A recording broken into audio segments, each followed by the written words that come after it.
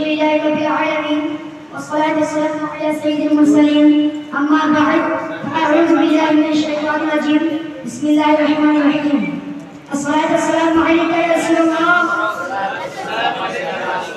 والصلاة والسلام عليك يا حبيب الله الصلاة والسلام عليك يا نبي الله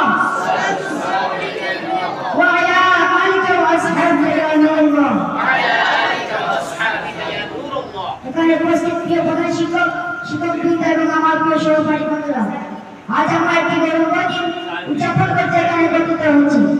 আজ 5ই আগস্ট আমাদের দেশের স্বাধীনতা দিবস। 1948 সালের 5ই আগস্টে ভারত ব্রিটিশ শাসনের হাত থেকে মুক্তি লাভ করেছিল। সেই মুহূর্তটি আজকে আমাদের দেশের ইতিহাসে এক অবিস্মরণীয় অধ্যায়।